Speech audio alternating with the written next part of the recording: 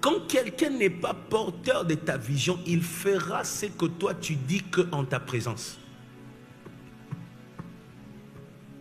Quand tu n'es pas là, il y a des pasteurs, quand il n'est pas là, tu as l'impression que son église c'est une autre église.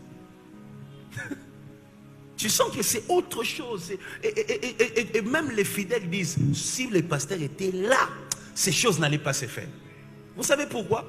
Parce que ceux qui œuvrent dans cette église ne portent pas la vision. Lorsque les serviteurs portent une vision, il y a une couleur dans l'église, que les leaders soient là ou pas. Voilà pourquoi l'importance d'avoir une vision. Une vision te permet de savoir ce qui est utile pour toi et ce qui ne l'est pas. Si tu n'as pas une vision, tu acceptes tout. Tu prends tout. Tu encaisses tout. La vision te permet de faire un toilettage, savoir ce qu'il faut pour ta vie, ce qu'il faut pour toi. L'un des critères pour reconnaître un porteur de la vision, c'est la fidélité. Pas la fidélité seulement à ta personne, mais la fidélité à ton enseignement. La fidélité à ton enseignement. L'un des critères pour reconnaître celui qui peut porter ta vision, c'est la fidélité à ton enseignement. Il y a des gens qui sont pleins de qualités, mais qui ne peuvent pas être fidèles à ton enseignement. Beaucoup de qualités. Beaucoup de qualités. Mais pas fidèles à ton enseignement. Ce n'est pas toutes les qualités que tu vois je voulais dire Kinshasa, à Mbujima, et que tu dois prendre et mettre dans ton ministère. Tu vas à un endroit, tu trouves un frère qui danse bien, viens, suis-moi. Tu vas à un endroit, tu trouves un frère qui crie, suis-moi.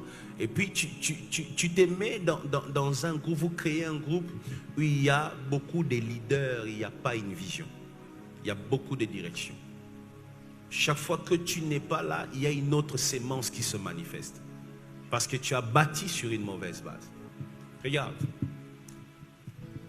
Je vais vous dire la saison où beaucoup de ministères commettent les erreurs.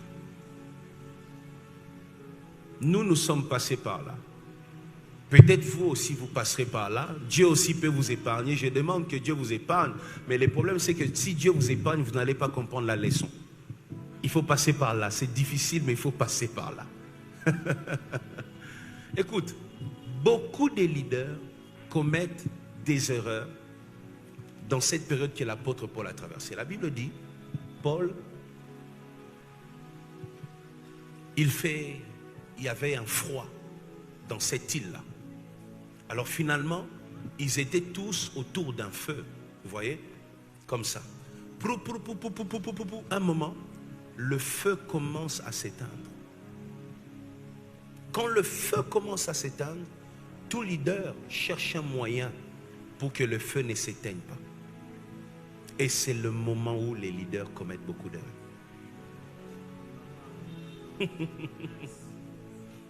Dans le souci de conserver le feu, on ramasse des vipères.